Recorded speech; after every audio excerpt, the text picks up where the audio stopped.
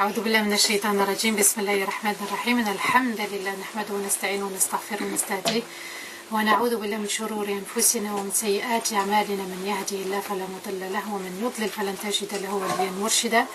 وأشهد أن لا إله إلا الله وحده لا شريك له وأشهد أن محمدا عبده ورسوله بلغ الرسالة وأدى الأمانة ونصح الأمة وجاهد في الله حق جهاده حتى أتاه اليقين. اللهم صل وسلم على سيدنا محمد في الأولين وصل وسلم على سيدنا محمد في الآخرين وصل وسلم على سيدنا محمد في الملأ الأعلى إلى يوم الدين. رب اشرح لي صدري ويسر لي أمري واحلل عقدة من لساني يفقه قولي. أما بعد، mes chers sœurs et mes chers frères, assalamu alaikum wa rahmatullahi ta'ala wa barakatuh. On remercie Allah de nous offrir cette 12e partie avec Surat al-Fatiha, de voyager ensemble à travers cette sourate, à travers chaque verset de cette sourate. Subhanallah, c'est vraiment un grand cadeau qu'Allah nous fait de pouvoir vivre ensemble aussi cette sourate qui fait partie de notre quotidien. On parle plus d'Allah Azza wa Jal qu'on parlerait normalement de quelqu'un. On mentionne Allah plus qu'on mentionnerait quelqu'un. Donc on a vu la semaine dernière la balance, l'apparition d'Allah Azza wa Jal, le jugement des croyants, le livre, la remise des livres, la balance. Et après, donc cette balance, subhanallah, arrive, après cette grande épreuve, l'épreuve de la frayeur, l'épreuve de la soif, puisqu'il y a eu un soleil intense, les gens se sont assoiffés, subhanallah, le stress aussi. Vous n'avez pas remarqué que quand on est très stressé, on est pris par une angoisse, la langue elle s'assèche. Eh bien, subhanallah, eh bien, subhanallah, après ce grand stress, ce grand jugement, ce tribunal, eh bien, on n'a qu'une seule envie, c'est de prendre un verre d'eau pour étancher notre soif, subhanallah. Eh bien, le prophète, alayhi salatu wassalam, nous dit: pour chaque prophète, un bassin lui sera offert, chacun se vantera du nombre de fidèles, du nombre de serviteurs qui l'auront suivi, et j'espère avoir le plus grand nombre de personnes à me suivre. Je répète, pour chaque prophète, un bassin lui sera offert, et chacun se vantera parmi les prophètes du nombre de fidèles, de serviteurs qui les suivront, et j'espère avoir le plus grand nombre de personnes à me suivre. Sallallahu alayhi wa sallam. Vous voyez que le bassin, al-hawd, comme on l'appelle en arabe, on va détailler, on va lui donner une définition. Sachez qu'il n'y a pas que le prophète alayhi salatu salam à qui Allah a offert al-kawthar. Allah a également offert pour chaque prophète, pour chaque communauté de prophètes, un bassin. Sachez tout de même qu'il y a des prophètes qui n'auront que quelques fidèles, quelques personnes qui l'auront suivi. D'autres un nombre plus important. Et pour d'autres prophètes, personne. Eh oui. Vous voyez, le prophète, alayhi salam, il a fait cette dua: j'espère avoir le plus grand nombre de fidèles qui me suivront et qui pourront, regardez le cœur généreux, subhanallah, qui pourront profiter de ce bassin. Non pas avoir un grand nombre pour avoir un grand nombre, mais pour sauver un grand nombre. Parce que celui qui va boire de ce bassin méritera de le boire. On verra, subhanallah, que même dans la communauté du prophète, certains ne pourront pas boire de ce bassin. Eh oui. Mon Dieu, comme tu dis. Le prophète a dit: l'étendue de mon bassin sera égale à la distance qui sépare Aïla de San'a au Yémen. Donc en fait, c'est dans une autre version aussi, il faut savoir que le prophète a dit de Aïla jusqu'à la Mecque. Ok. En fait, de Aïla à San'a, c'est de la frontière du Chem, Jordanie, Liban, Syrie, d'accord, de la frontière jusqu'au Yémen. Il y a une ville qui s'appelle Sanaa, au Yémen. C'est une longue distance, une très très très longue distance.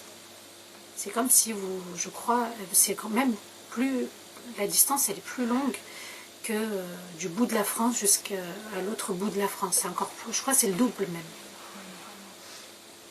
Et dans une autre version, l'étendue de mon bassin équivaut à un voyage d'1 mois. Un voyage d'1 mois. À l'époque, ils ne voyageaient pas en train, en voiture, c'est pas le voyage du TGV, de Airbus, etc. C'est pas ce voyage-là, c'est un voyage à pied, subhanallah. L'étendue de mon bassin équivaut à un voyage d'1 mois. Ces 4 côtés ont une longueur égale. Donc, ces 4 côtés, en fait, ça fait un carré. D'accord? Son eau est plus blanche que le lait. Alors, nous, l'eau, elle est transparente. Mais là, l'eau, elle va être plus blanche, encore plus blanche que le lait. Imaginez l'imaginable. D'accord? Ça, c'est vraiment, nous, à notre stade, notre imagination sur terre. Il y a des choses qu'Allah nous a réservées. Le prophète nous dit La aynun ra'at. Aucun œil n'a vu. Voilà, udhunun sami'at. Aucune oreille n'a entendu ce qui va se passer dans le paradis. Et jamais tu aurais pu imaginer. Aucune pensée ne peut traverser ton esprit par rapport à ce qui nous attend au paradis. Indescriptible. Donc, ces 4 côtés sont de longueur égale, son eau est plus blanche que le lait, son parfum est plus agréable que le musc. Alors, vous ne prenez pas le musc, le petit musc là qu'on nous vend à 3 euros, 6 euros. Hein. Vous prenez la meilleure qualité de musc. Parce qu'on parle du paradis. Parfois, vous avez des petits flacons qu'on vend à 200 euros. Quand vous allez dans les grandes parfumeries orientales, c'est des petits flacons. Vous prenez la marque, par exemple, de Abd Samad al-Qurashi. C'est l'excellence du musc sur terre. Alors, imaginez ce qu'on connaît par rapport au musc sur terre. Le prophète nous dit son parfum est plus agréable que le musc et ses récipients sont au nombre des étoiles dans le ciel. Elle est grande, la communauté. Oui. J'espère. Celui qui en boit n'aura plus jamais soif. Vous avez vu, Ramadan arrive. On boit. Là, c'est juste une gorgée. On boit une gorgée et plus jamais on n'aura soif. Dans un autre hadith, le prophète nous dit son eau est plus fraîche que la glace. Vous voyez ce qu'on boit quand on prend un cocktail l'été dans les terrasses, hein? On est content quand il y a de la glace puisqu'il fait très très chaud. Sa saveur est plus exquise que le miel. Et le prophète appellera les gens pour qu'ils puissent venir boire de son bassin. Allah nous parle de Surat al-Kawthar. Il dit Inna a'taynaka al-Kawthar. D'accord? Ce grand bassin, hein, en fait, c'est un cadeau qu'Allah a fait au prophète. Et Allah, il parle au passé. Nous t'avons offert al-Kawthar. Il parle au passé pour quelque chose qui va arriver. Certains mufassirin disent que quand il est parti, quand il a fait le voyage nocturne, hein, l'Isra ou le Mi'raj, à ce moment-là, on lui a offert Al-Kawthar. C'est pour sa communauté. C'est même pas que pour lui. C'est vraiment pour sa communauté aussi. Les compagnons ont demandé au prophète, mais comment tu pourras reconnaître les gens de ta communauté que tu n'as jamais vus? C'était une belle question quand même. Hein? Il y en a qui vont arriver. Donc vous voyez qu'eux-mêmes avaient l'espoir que la communauté s'agrandisse. Subhanallah. Et là, le prophète leur répond par rapport à ceux qui ont cru en moi et qui ne m'ont jamais vu. Ma communauté viendra le jour du jugement avec une blancheur et une lumière au niveau du front et du nez en raison de leurs impulsions. Ghurran muhajjalin. Là, on parle de ghurran. D'accord? Avec une lumière, une blancheur au niveau du front et du nez. D'accord? et une blancheur au niveau des mains et des pieds. Muhajjalin. Oui, subhanallah. Le prophète reconnaîtra sa communauté comme ça. Rappelez-vous, on ne sera pas habillés. On sera tous au même niveau, tout nus. Donc ce bassin trouve sa source dans une rivière du paradis qui s'appelle El Kawthar. C'est là où ce bassin va trouver sa source. Sa source coule du paradis. Et certaines personnes, comme je vous ai dit, elles seront privées de ce Kawthar, de ce bassin. Le prophète a dit: je vous devancerai au bassin, quiconque passera auprès de moi va y boire, et quiconque y boira ne sera plus jamais assoiffé. Il arrivera auprès de moi des gens que je reconnaîtrai, et qui me reconnaîtront. Mais on nous séparera les uns des autres, et on les empêchera de m'approcher et de boire de l'eau du bassin. Donc il y aura deux catégories de personnes. Celles qui pourront rejoindre le prophète et pouvoir boire de cette eau qu'Allah a accordée à la communauté du prophète sallallahu alayhi wa sallam. Et il y a une autre catégorie qu'on éloignera du prophète et qu'on privera de leur donner de cette eau bénie, de cette eau paradisiaque. Eh bien, ce seront deux catégories de personnes. Premièrement, ça va être les gens des innovations, ashab al-bid'ah, ceux qui aiment les bid'at.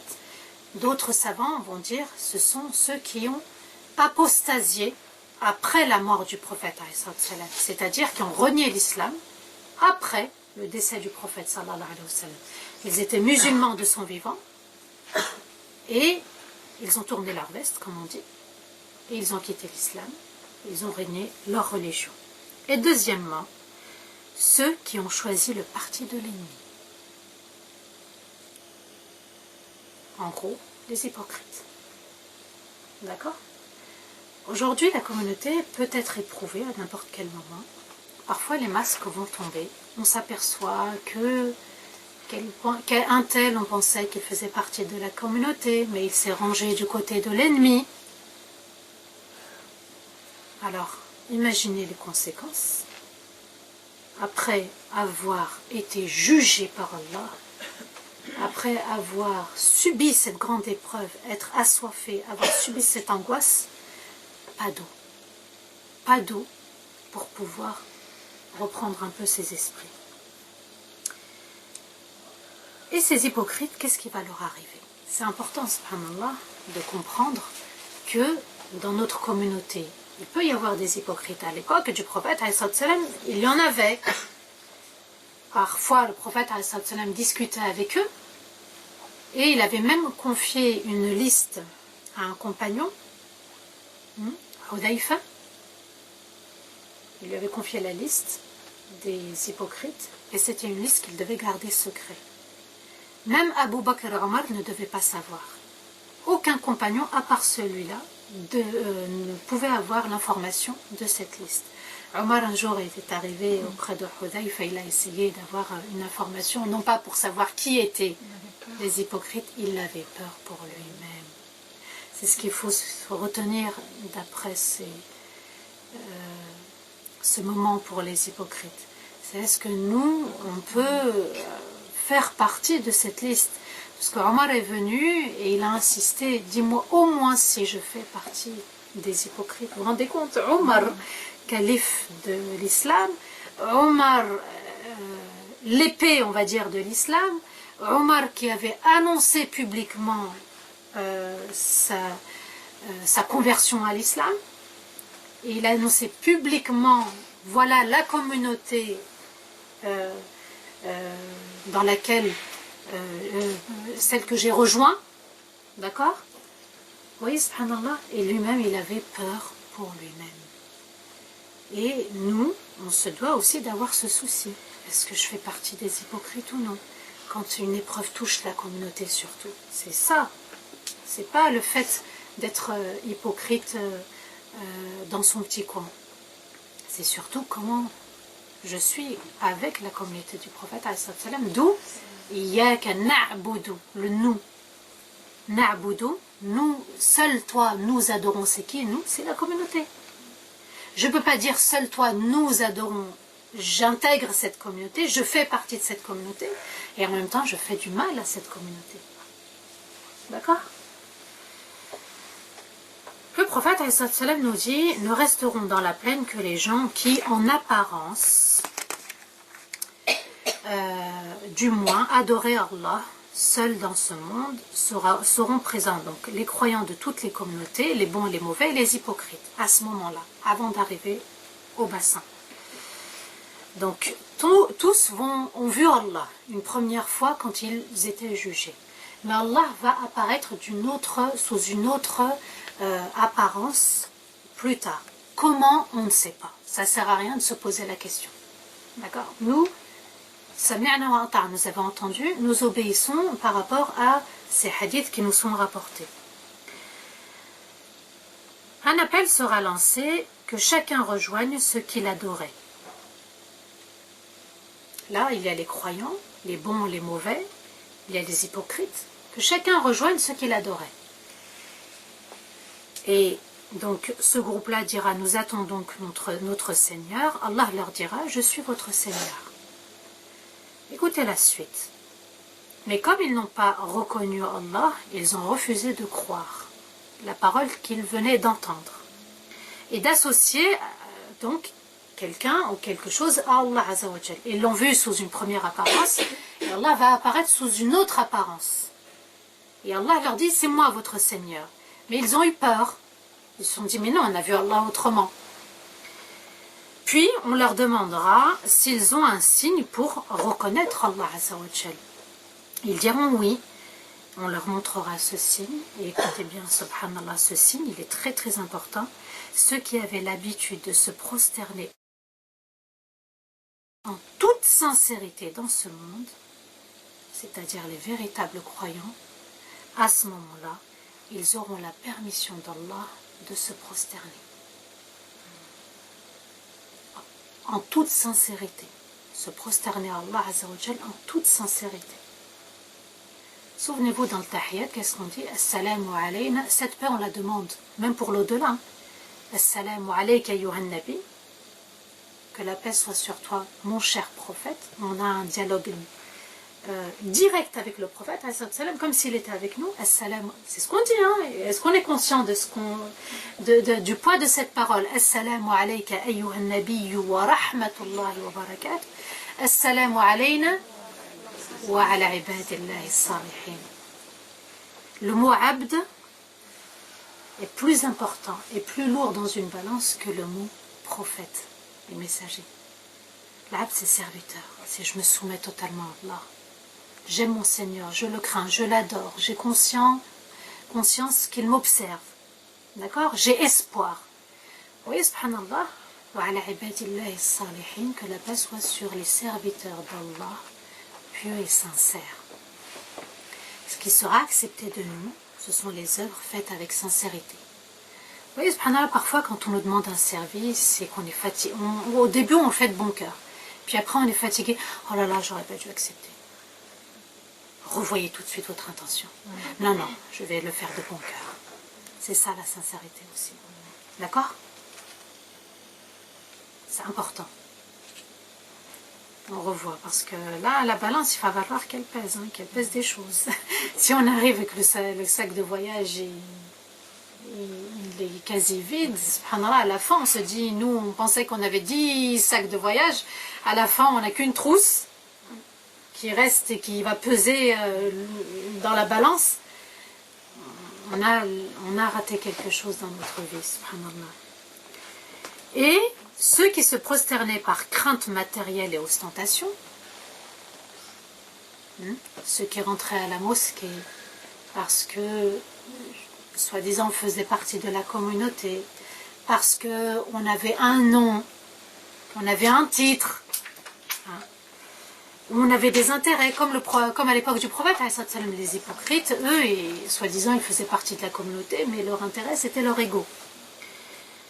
Donc là, à ce moment-là, ce sont les hypocrites. Ils ne pourront pas se prosterner. À chaque fois qu'ils vont essayer, ils tombent à la renverse.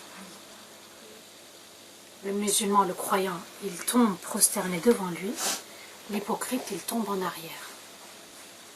Il n'a pas été sincère. Allah Azza wa Jal dit une chose. Souvenez-vous toujours de ce verset. يُخَادِعُونَ اللَّهَ وَالَّذِينَ آمَنُوا. Ils trompent Allah et ceux qui ont porté la foi dans leur cœur. وَمَا يَخْدَعُونَ إِلَّا أَنفُسَهُمْ. Et dans un autre verset, وَهُوَ خَادِعُهُمْ. Et Allah va les tromper. Et la suite, elle arrive, puisqu'Allah va les tromper le jour du jugement. Et lorsqu'ils lèveront la tête, ils verront Allah comme ils l'avaient vu la première fois. Et les croyants admettront qu'il est bien leur Seigneur, parce qu'ils ont réussi à se prosterner.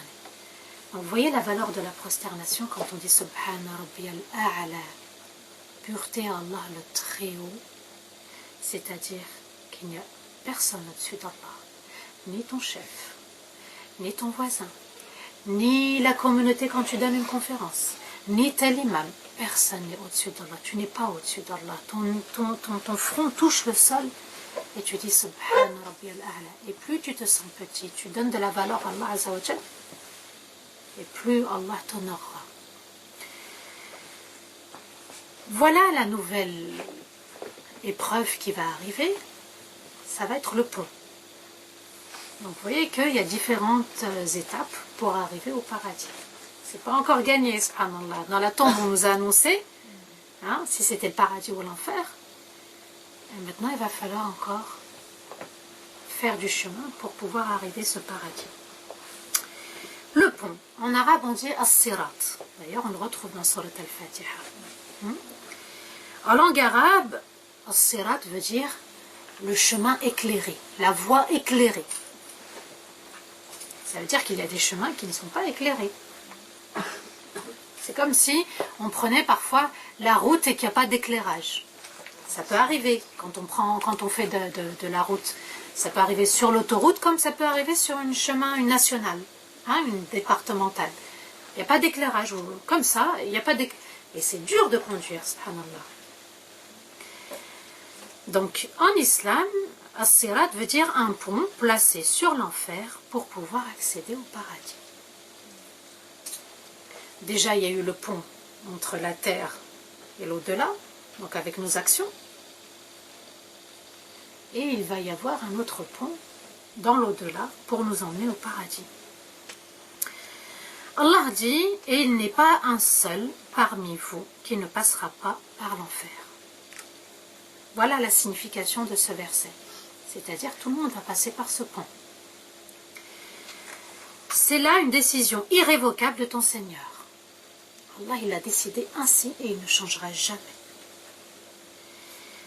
Nous sauverons ensuite ceux qui auront vécu dans la piété et nous abandonnerons les injustes en position agenouillée. Donc sur ce pont, les personnes qui se sont soumises à Allah Azza wa Jal, qui ont été sincères, vous allez voir, il y a des degrés, ils vont être sauvés. Les autres, ils vont être abandonnés. Abandonnés où? En enfer. En enfer.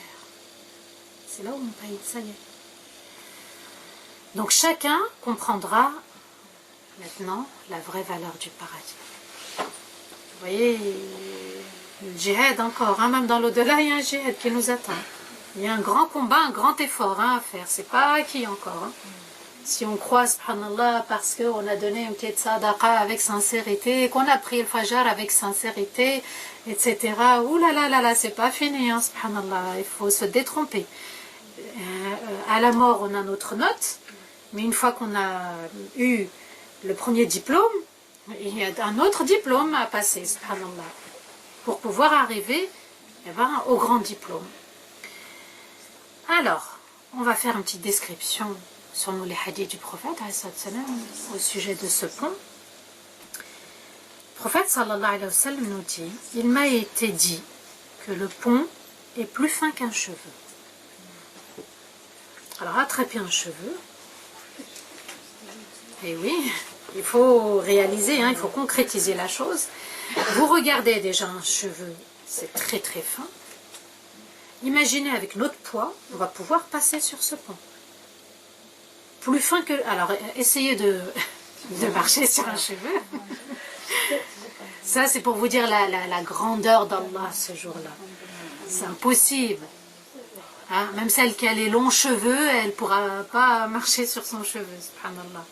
Ça c'est la force d'Allah, la puissance d'Allah. La hawla wa la quwwata illa billah, ça sera ce jour-là aussi. Et plus tranchant qu'un sabre. Deux extrémités, plus fin qu'un cheveu et plus tranchant qu'un sabre, subhanallah. Et on va devoir passer par là. Allah nous dit, c'est là une décision irrévocable de ton Seigneur. Tu vas y passer, c'est sûr et certain. Il est glissant, nous dit le prophète sallallahu alayhi wa sallam dans un autre hadith. Vous voyez, la totale, tout, c'est pas fini.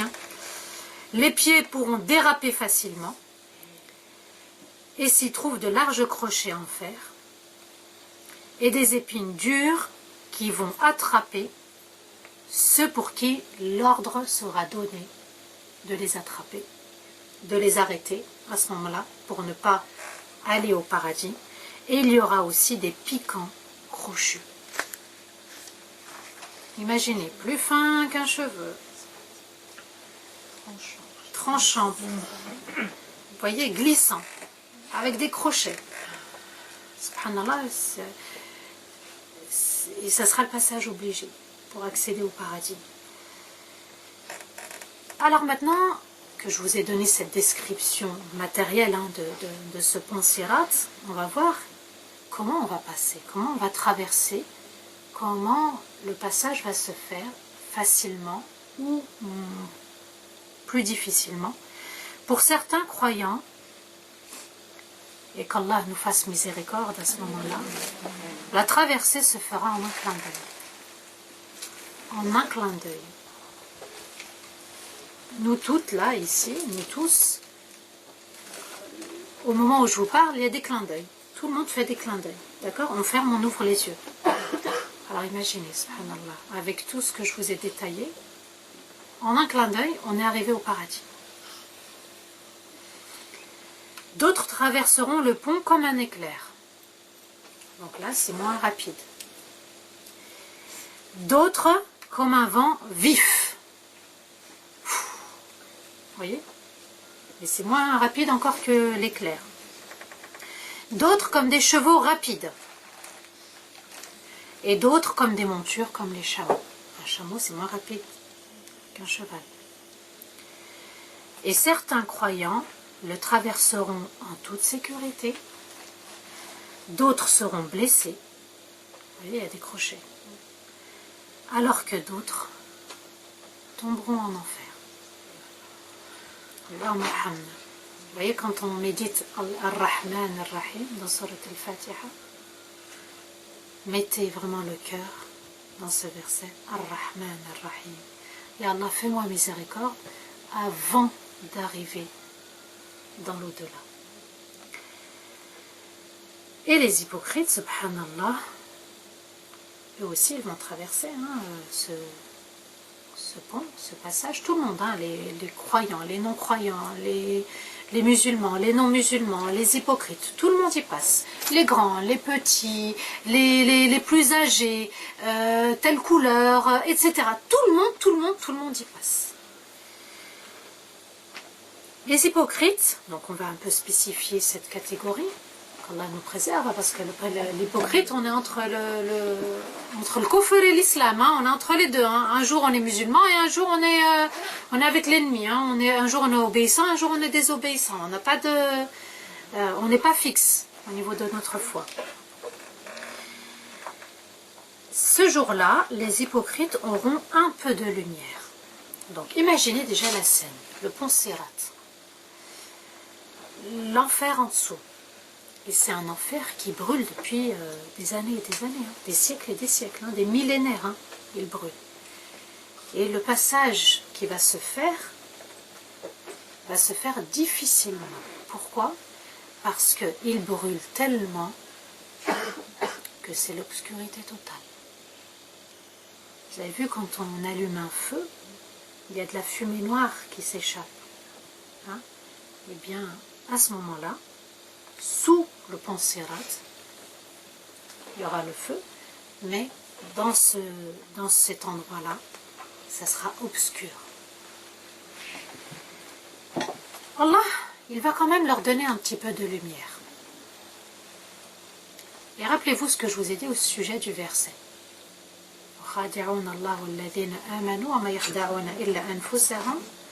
Et dans un autre verset, Allah dit et Allah va les tromper. Écoutez, comme ils ont voulu tromper Allah, Allah va les tromper, puisqu'Allah va les laisser faire un tout petit bout de chemin sur le pont. Et ils ont cette lumière, hein, parce que je vous ai dit c'est sombre, il y a l'enfer, tout est sombre. Il va falloir passer avec de la lumière. Allah va leur donner un peu de lumière, il les laisse passer sur le pont.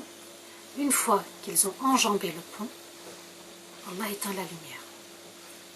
Comme ils ont voulu tromper Allah dans cette vie, Allah va les tromper dans l'au-delà. Et si vous regardez bien dans Surat Ar-Rahman, qui est censé parler de Rahma, Allah aussi, il évoque ceux qui mériteront le châtiment de l'enfer.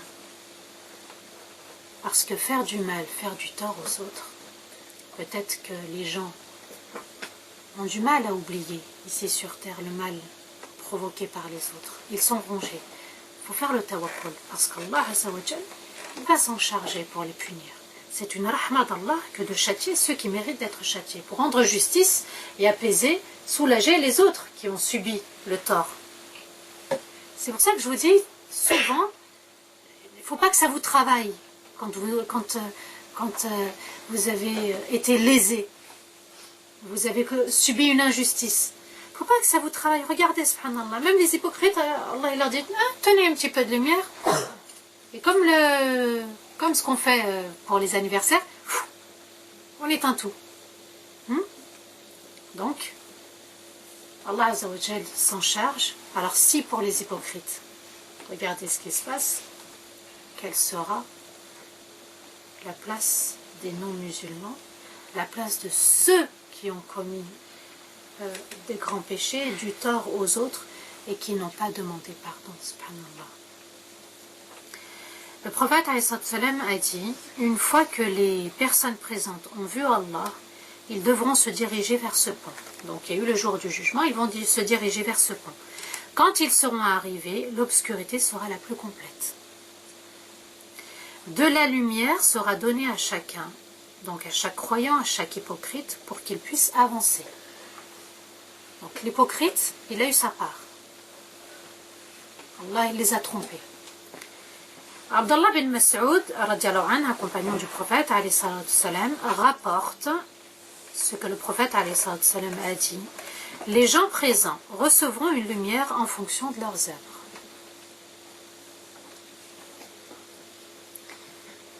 Certains auront une lumière semblable à une montagne devant eux. Alors, prenez le Mont Blanc. Et c'est là le pont Sirat, je vous ai dit, c'est un grand pont, hein, subhanallah. Vous avez vu le Hawd, le bassin, il est immense.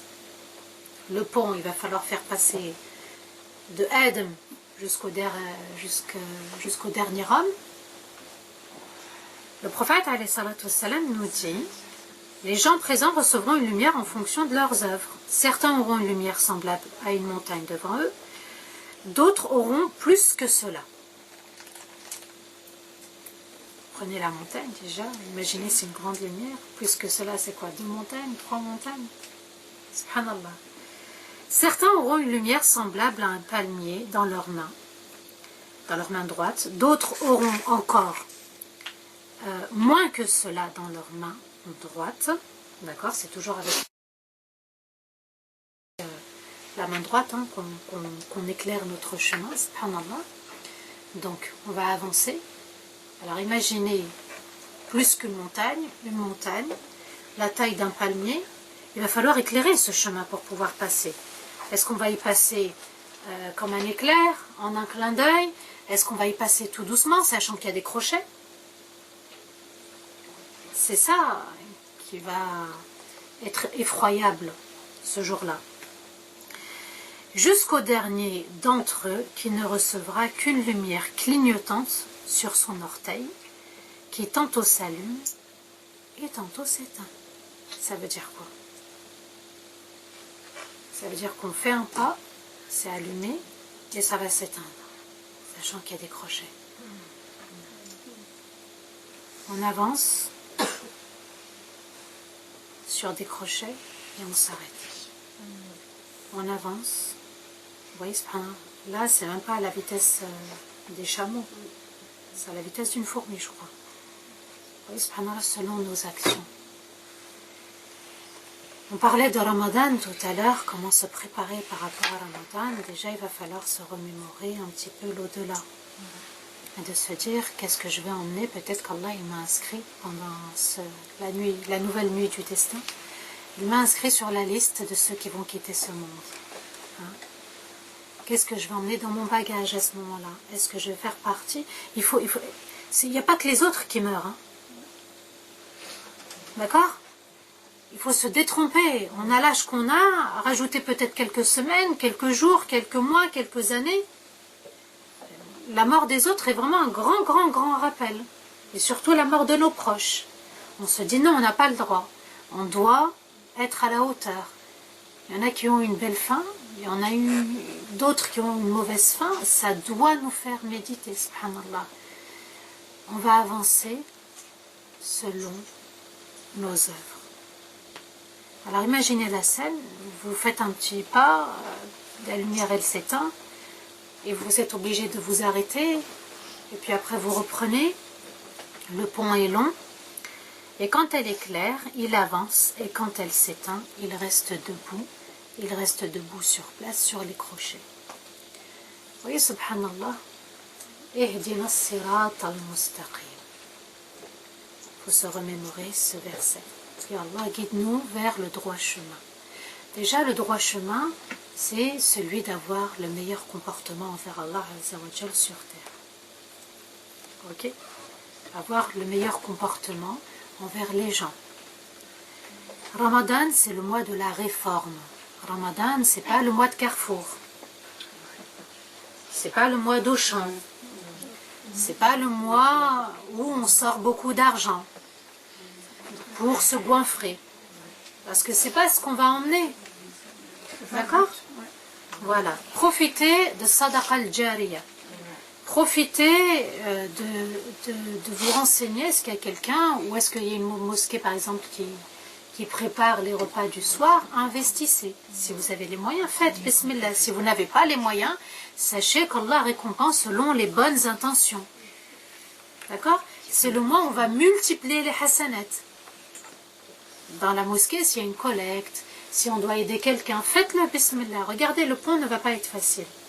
Qui vous garantit que vous allez passer comme un éclair? Qui vous garantit que ça va être difficile pour vous, que vous allez boire du bassin du prophète, rien n'est acquis. Wallah, rien n'est acquis. Rien n'est absolument acquis, sûr et certain. Allah, il nous a dit, vous allez tous passer par là. Déjà, ça doit commencer à nous faire trembler. Hein? Comment? Allahu a'lam. Mais profitons de ce mois. Il nous reste 2 mois. Hein? 2 mois. On se souvient encore, on était là ensemble à la préparation de Ramadan dernier. Là, mashallah, 2 mois avant, ça y est, on est rentré bientôt dans les portes de Ramadan vont bientôt s'ouvrir. Il va falloir se préparer avec des istighfar. D'accord? Accueillir l'invité qui est Ramadan, l'accueillir pour lire le Coran. Il faut se remettre en question. Là, on n'attend pas le premier jour de Ramadan pour se dire je lis pas. Je lis combien? C'est pas le moment de se poser les questions je lis combien et je fais combien. C'est j'œuvre, je donne, j'avance parce que j'ai des bagages à préparer pour l'au-delà. D'accord? Tout le monde doit tous les jours préparer son sac de voyage. Faire le tri. Est-ce que ça j'emmène? Est-ce que ça j'emmène pas? Est-ce que ça j'emmène? C'est sincère. Est-ce que ça j'emmène pas? Vous voyez, il faut faire le tri. Parfois on prépare nos sacs de voyage, Et arriver peut-être à l'aéroport ou avant d'arriver à l'aéroport, on se dit ah non, non, peut-être il y en a trop, celui-là je le mets de côté au cas où on me refuse de le prendre. Et oui. Et il va falloir emmener son passeport, subhanallah. La ilaha illallah, comment je le dis? Cette shahada, ce que je dis sincèrement, shahadun la ilaha illallah, seul Allah mérite d'être adoré, parce que pendant Ramadan, c'est pas l'adoration du kirsch. Et oui, c'est vrai qu'on a faim, on a soif, c'est tout à fait normal, subhanallah, mais il va falloir gérer cette nourriture. Et Ehdina as-sirat al-mustaqim, ya Allah, guide-nous vers le bon comportement, vers le comportement que toi tu apprécies, que toi tu attends de nous. Pas le comportement de notre nafs et d'un cœur malade. Il faut se remettre en question par rapport à nos proches, notre état, notre cœur. D'accord? Il y a des gens à qui on n'a pas pardonné, et ça nous ronge de l'intérieur, ça nous alourdit. Il va falloir se dire, subhanallah, est-ce que j'ai pardonné ou est-ce que j'ai rempli juste avec de la colère mon cœur? Oui, j'ai pardonné, mais au fond, on n'a pas vraiment pardonné. Hein? Pardonner, c'est voilà, c'est s'en remettre à Dieu et se dire, Allah n'a pas oublié. D'accord? Et puis, avancer, ne pas être freiné par un tel ou un tel. Ehdina as-sirat al-mustaqim, il faut méditer. On sait parfois, dans notre cœur, on sait que ça ne va pas avec un tel. Et Allah, guide-moi vers le droit chemin, le chemin que tu apprécies. Celui où tu dis, ya Allah, dans tes versets, al-kadhimin al-ghayth, ceux qui maîtrisent leur colère à sang chaud, wal-afin 'an an-nas, et ceux qui pardonnent. D'accord? Ça c'est important. Je vous ai dit, la feuille elle peut tomber là, du jour au lendemain. On peut être parmi ceux qui vont faire ce voyage, bon gré ou mal gré. Et il va falloir maintenant méditer. Ya Allah, guide-moi vers le droit chemin, vers ce pont, ce sirat. Sirat alladhina an'amta alayhim, à qui tu donneras cette grande lumière pour pouvoir traverser ce pont, subhanallah. Il faut la méditer, cette sourate.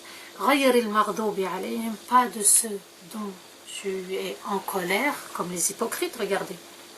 Ils font un pas et Allah il éteint leur lumière. Wala dallin, et non pas parmi ceux qui sont égarés, qui sont loin d'Allah, qui sont dans l'innovation. Les hypocrites, d'accord? Ceux qui sont égarés, qui aiment les péchés. Oui, subhanallah. Et aussi, c'est à nous de ne pas tomber dans le jugement. Maliki yawmiddin, c'est Allah. Nous, on n'a pas le droit de juger. Vous avez vu comment on va se faire juger? Donc, il vaut mieux pas juger les autres, subhanallah. Au contraire, dire Iyyaka na'budu wa Iyyaka nasta'in. On invoque Allah Azza wa Jal pour sa communauté. Et Allah, nous t'adorons. Ça doit être une fierté dans l'islam. De dire nous t'adorons, ya Allah, et pas je t'adore. Nous, il y a la force de la communauté, la fraternité. Wa iyyaka nasta'in, seul auprès de toi je demande de l'aide. Seul auprès de toi nous demandons de l'aide. Ça veut dire qu'on invoque aussi pour toute la communauté. À ce moment-là, on passe à ceux qui vivent dans les pays de guerre. La Palestine, la Syrie, ailleurs, hein, subhanallah, il y a des personnes qui sont aussi emprisonnées injustement. Allah d'éclairer, d'apporter la vérité. Nous n'avons pas à juger l'autre. C'est à nous d'invoquer, parce que nous aussi, un jour, on peut être dans la même épreuve que les autres, subhanallah. Hein? Et ne pas porter de jugement, c'est avoir un bon comportement envers Allah et envers la créature qui subit. Qui veut faire partie de ceux qui vont pouvoir boire du bassin du prophète, alayhi salatu wassalam? Qui veut faire partie de ceux qui vont prendre la coupelle et boire une gorgée? Qui veut faire partie de ces gens qui vont passer comme un éclair? Vous avez vu qu'il y a différents degrés. Il y a des personnes qui œuvrent plus, peut-être qu'elles n'œuvrent pas sincèrement, qui œuvrent moins mais sincèrement. sachez, subhanallah, que le prophète alayhi salatu wassalam nous dit une chose. Innamal a'malu binniyat. Les actes ne valent que par leur intention. L'intention sincère. Ça nous donne le droit d'être récompensé. Une intention, il y a de l'ostentation, riya, où il y a de l'orgueil. Subhanallah, regardez Qarun, on avait parlé, c'est vrai, c'était le cas extrême, mais Allah quand même, il en a parlé, subhanallah, où il a pris par l'orgueil, il n'a pas voulu donner la zakat, il se vantait de ses richesses, il sortait, voilà, à l'extérieur dans les rues pour montrer, subhanallah, se pavaner et montrer tout ce qu'il avait. Et on est un peu parfois comme ça, hein, quand on descend dans nos pays, on aime montrer nos richesses. Il y a des gens pour qui ils sont pris de jalousie, il y a des gens qui sont dans la nécessité, qui peuvent nous envier. Le musulman, il doit toujours se mettre à la place de l'autre et se dire je n'ai pas le droit de tenter les autres ou de faire du mal aux autres, subhanallah. Il vaut mieux toujours être discret. Et Ramadan arrive, qu'Allah fasse que ce mois soit béni, qu'Allah nous accompagne jusqu'à cette porte qui est la porte de Ramadan, qu'on puisse adorer Allah Azza wa Jal comme il se doit. En tout cas, Inch'Allah, la semaine prochaine, on commencera à parler du paradis.